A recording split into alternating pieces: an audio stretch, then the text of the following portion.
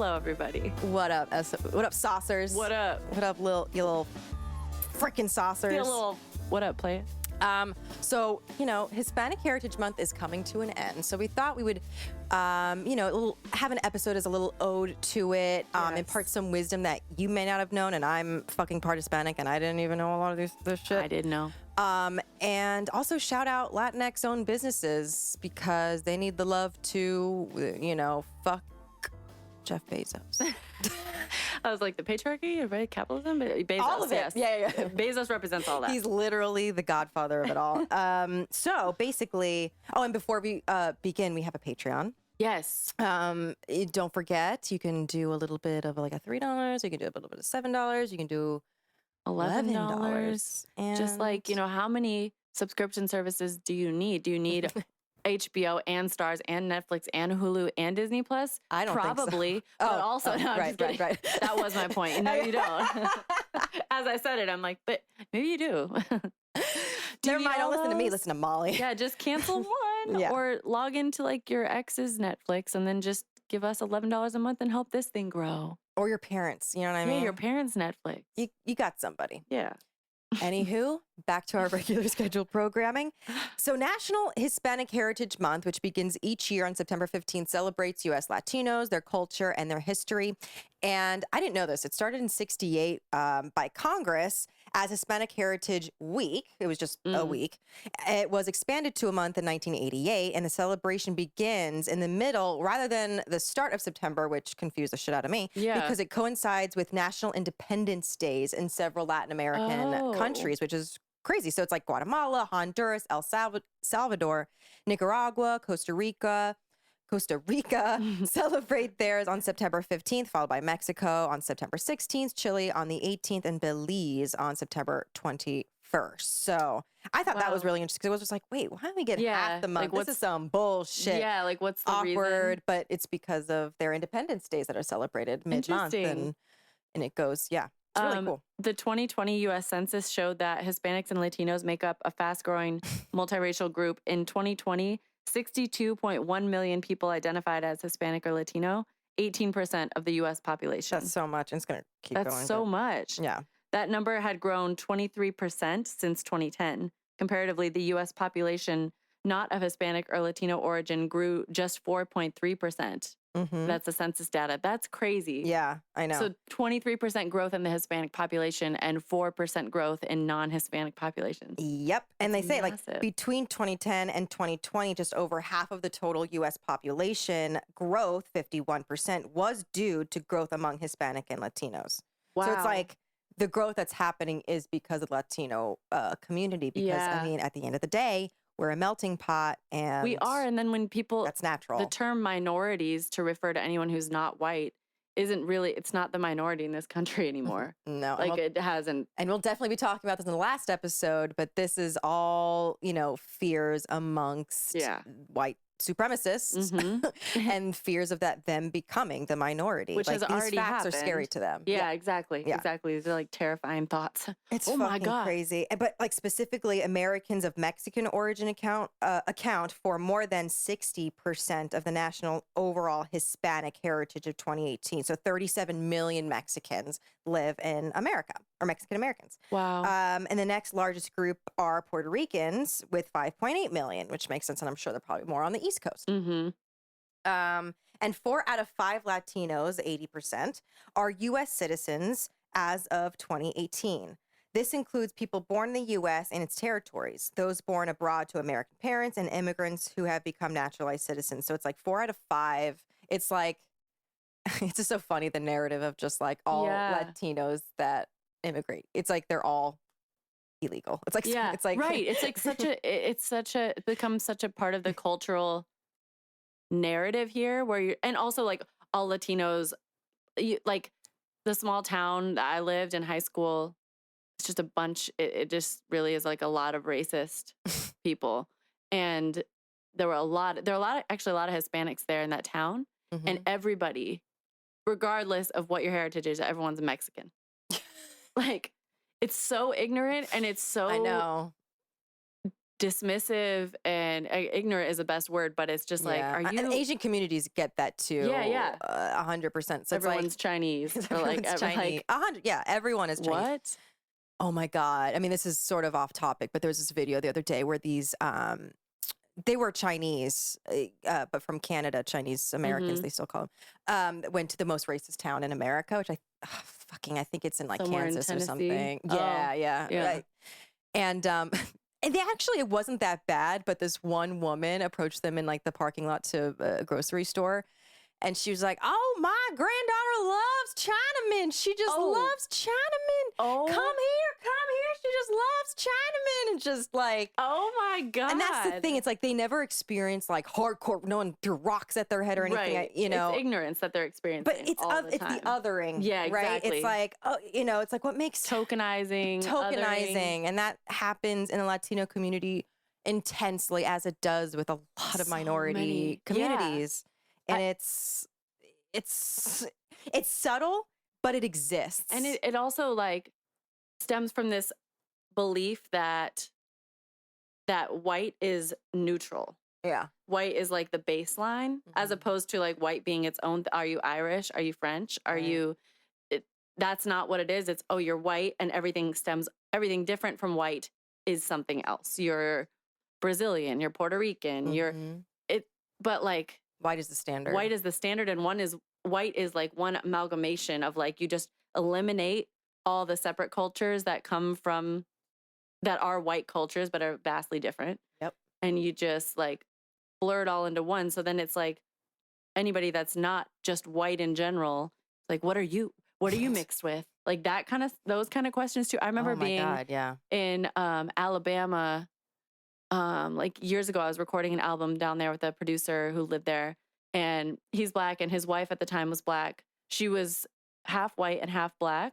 And I remember we all went out to eat, and we're in Alabama, so we're like deep in it. Fuck. Yeah. I'm scared of this story. Deep in it. No, it wasn't worst at all, but it was just, we were sitting down, the waitress comes up, and she's white, and she like wanted to compliment his wife, and her compliment, and she's like, you are so pretty. What are you mixed with? Oh yeah. And it was I've gotten that. Yeah, Oh, yeah. So it's like they are complimenting how you look. They think you're pretty, but it's just this like super like you said, it's subtle, but it's also constant. That's all she deals with. And she handled it with grace. I remember her being like, well, my mom's white, my dad's Black, or whichever way it was. And then I'm like, you are just so pretty, and like walks away. But I could read on her face, it was just like this again, and handled it, answers, smiles, thank you. And then it was just like this exhaustion of like, that's what people think about when they see me, is what am I mixed with? Yeah, it's something that a lot of people can easily hear a story like that and be like, well, that's not that bad. Yeah. You know what I mean? Like, Right. she's telling her that she's pretty. Yeah, you know she's what I mean? complimenting She's her. exotic. Mhm. And that's the problem. It's the exoticism, the tokenism that we Yes. said before, that when it gets ingrained into your head, you realize, what is my value here? What is when I'm presenting in the world, that's what you see me as, this token exotic thing. Yeah. But I guarantee you, I'm more American than Yes. probably you. You know what I Yep. mean? Like, And that's what, you know, my grandparents were still born here, you know, at least on my dad's side, but still, you know, my grandfather, my dad, they all served. My grandfather's father, like, they all served in the military. It's just like, it's so interesting how it's like, no, what are you? Yeah, It's just like, no, but what are you? trust me, No, I'm as but what are American you? as apple pie. You know Yeah. what I mean? It's so, and also like, not to mention the fact that actual skin color, you know, Oh, aside colorism from, of it, yeah. Yeah. And like, aside from your, like where you're actually, I had a friend from Brazil, one of my best friends, blonde hair, blue eyes, like lighter than me at certain times of the year. She's not in the sun, but like, she's full on Brazilian. And it's just like, the actual color of people's skin isn't the thing.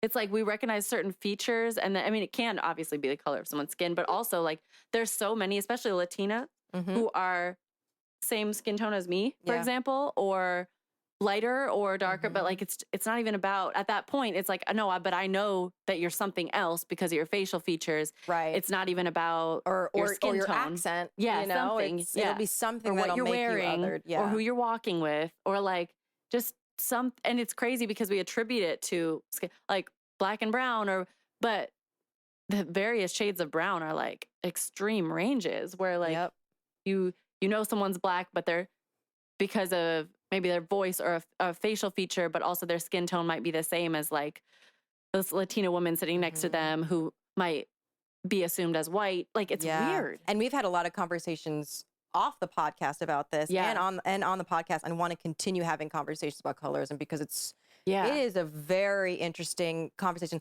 that like you would think that everyone's kind of on the same page with, but a lot of different people have different opinions over it.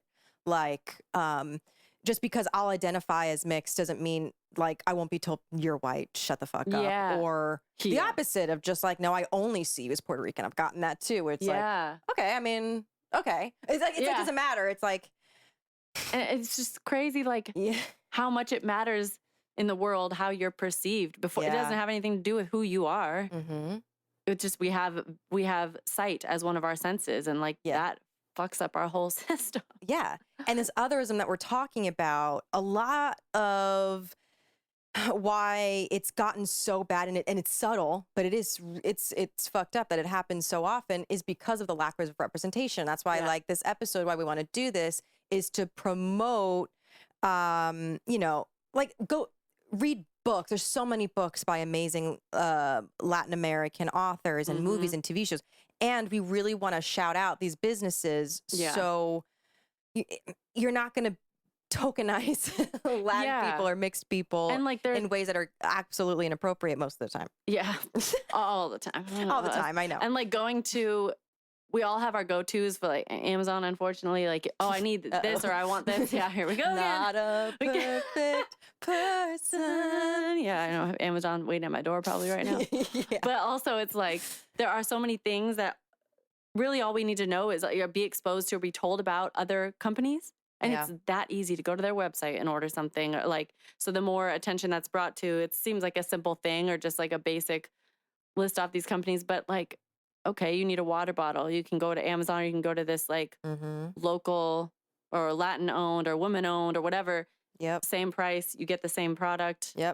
I always get shit when we do this, when we do our like businesses to support. And I've had like friends been like, oh yeah, I've gotten stuff that you've like shouted out before. So it's like, share what we're sharing as well. One of those businesses is She Se Puede. These minimalist, such a cute name. I know, I love it. These minimalist illustrations and printable quotes all convey strong messages. What's more, the name of the shop is equally powerful. Se puede roughly translates to it can be done. So the complete translation of the name means she can. So you'll get like stickers, and that's on Etsy, by the way. So look up She Se Puede on Etsy, and it'll be like t-shirts and stuff like that. I remember I had a shirt like that during Obama's campaign, because he did a really good like Hispanic outreach. His campaign nailed it, and like a lot of, and like that hadn't happened at the it's like 2008, like, but Si Se Puede was like a really popular, like with the Yes We Can. It was his slogan. So me and my family, like Obama, I love that. We all had Si Se Puede shirts. So that's so cute. Yeah, that's that story. I actually didn't even know. So Beautyblender, Beautyblender is a company, and that, like, so obviously you guys probably know, maybe not. You've likely seen the brands. Iconic. They're teardrop shaped makeup sponges. And but did you know it was created by Latinx makeup artist Rianne Silva? Rianne Silva. What? Rianne Silva. Wow. Rianne Silva. Y'all know that? But she was actually working on the set of the early 2000s sitcom Girlfriends, which I binged this past year. I love that show. Iconic. So much. And she came up with the idea. Today, Beautyblender includes makeup tools, accessories, cleansers, and much more. Yeah, like every beauty YouTuber uses a beauty blender. And like everybody. And there's like all it truly is not the same as other makeup sponges. There's something special about it. I know, and it there pisses really is, me off because they're like they're reasonably priced, but still pricier than the cheap ones that I'll normally end up getting. But I mean, like you'll never get one for one. But then you can go and get a $5 sponge that looks the same, but like the texture is not the same. Yeah, and it won't blend. Yeah. 100%. Bomba curls. I've heard of that too. Afro-Dominican Lulu Cordero is on a mission to make your natural hair look bomb. Bomba curls is specifically formulated for kinky, curly, coily, and wavy hair in mind. Their bestseller, Forbidden Oil, combines coffee, seed oil, castor oil to promote their growth. Use it as a scalp treatment, soothing hair serum, or body oil. And you can go to bombacurls.com. I love that. Yeah. Love that. The coffee. I know. So the next one is Yo Soy Afro-Latina. Afro-Mexican Detroit native Bianca Catherine grew up not seeing enough Latinx people who looked like her, causing a sense of disconnection. So she set out on a mission to empower Black women within the Latin community by celebrating and honoring Afro-Latinidad identity. Clothing, totes, mugs, and hats share the powerful message that brown skin comes in different shades, like we were just talking about, and all of them are beautiful. And so that is yosoyafrolatina.com. Yep. And that's such a problem in the community too, is like Afro-Latinos are always left out of the that's fucking the thing. equation. Like, we're such, Conversation. as a culture in general, like everything's such a purist situation. Like, you're not fully Latino, you're not fully Black, you're not, well, most of, like, nobody's really fully anything at this point, if we're going to be real. Like, yeah, we need to get over ourselves. I was just listening to a podcast that were talking about the colorism of it all. Not even like when it comes to Black or white or brown, it's like also like people that are Jewish. Like some people might be like, no, they're white. But if you have to ask a white supremacist, no, they're not. So it's like so interesting, depending on who you're talking to. They're going to make up and tell you who you are. It doesn't matter. So funny. Yeah, exactly. It's like, oh, wait, can we all just decide? Can we all... We decide what our identity is? No, it's the whole world telling you what you are. Nope. I need to make myself feel better. Yeah. By telling you who you are. Okay. So another company is Luna Sundara. In 2015, Sandra Monet founded Luna Sundara to honor her Peruvian roots. The Latinx-owned wellness brand has home decor, gorgeous by the way, incense, essential oils, and Palo Santo. For those unfamiliar, Palo Santo is a tree native to Peru that when burned is believed to bring good energy in any space. And it's good to buy from companies like these because they're like, ethically sourced. Ethically sourced, thank you. The brand's mission is to promote sustainability and empower Latin American artisans to share their work in the U.S. So that's lunasundara.com. Check those out. We have Vela Negra. Inspired by her Afro-Cuban and Guyanese heritage, Aisha Court created a luxury collection of vegan Black candles with scents reminiscent of her rich roots. Oh my God, you would love these candles. I was just going to say the Black candles. Oh my God, yeah.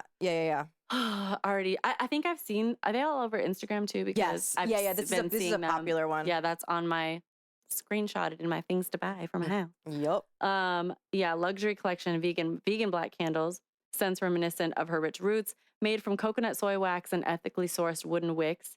Oh, the wooden wicks, they like crackle. They're the best. I love those. Did you know my first wooden wick experience was fucking like a few months ago. You know, I'm obsessed with candles. I had never. Had it? So I literally was like, "What's this, Ryan?" And I pulled it out. And I was just like, "Where the fuck is the wick?" And he's like, "You fucking idiot." That's so funny. Anyway, that's so funny. They're good though because then you they crackle. They crackle, but then also like it's hard to leave the house without blowing it out because when you're leaving, you're like, "What's that sound?" Because I've done that before. That's true. It makes it. I'm like, oh yeah, the candle's still on. So that's really funny. Dump it. And so each product is named after a Latinx word like morena, which is brown woman in English, and huepa, celebration. I was like collection, celebration or excitement in English. And so that's the velanegra.com, VELANEGRA.com. Another is Viva la Bonita. And it roughly translates to Long Live the Pretty Girl, is a women's streetwear apparel brand rooted in self-empowerment. Their mission is to uplift the Latina community through clothing that speaks for itself. Like a dream big mija, dream big my daughter, that means in English, sweater, or a bonita, which is a pretty girl in English, long sleeve shirt. Plus, you can pick out a funny motivational mug from the home section. So she has like a variety of things, and that's vivalabonita.com. That's cute. I love that. Yeah. I love that name. Mm-hmm. Booklandia. I'm already in. Oh, yeah. This is fucking dope. This also in 2016, is that Maceo? Yeah. Yeah. Maceo Cabrera Estaves started Booklandia from her kitchen table a monthly subscription box comprised of bilingual books and books in Spanish. Parents and teachers alike can pick from the different reading levels. So there's daycare. I can't talk. Daycare. Daycare, preschool, elementary, middle school, and high school. Alternatively, customers can go with a combo box that comes with a mix. And that's really cool, especially, so that's booklandia.com. Yeah. I mean, that would be my dream, .com. literally. If I have a kid, I'd want them to be as bilingual as possible. Yeah. Because that's like the age to get in there. Oh, yeah. Like Kids pick daycare. up. Oh, my God. Immediately. Kids, I mean, if you really think about it, like you're brought into the world, you're a baby, and kids become fluent in a completely new language. By the time they're like 2 or 3, like in general, they learn to speak. So it's like you learn a language, you can understand a language completely in no time as a kid, and your brain is just like wired that way, and it will, if you can pick it up then, it'll just stick. Exactly. I love that. So, and with like the homeschooling now, since COVID, like so many parents are at home and trying to figure out what to do. Yeah, exactly. How do I do this? But shout out Women's Health Mag. They helped me create or find like all these Latinx businesses. I mean, there's so many out there too. So do your own research. There's so many out there. Shout out to our charity nonprofit Hispanic Heritage Foundation. They're established by the White House in '87. The Hispanic Heritage Foundation is an award-winning nonprofit that identifies, inspires, prepares, and positions Latino leaders in the classroom, community, and workforce to meet America's priorities.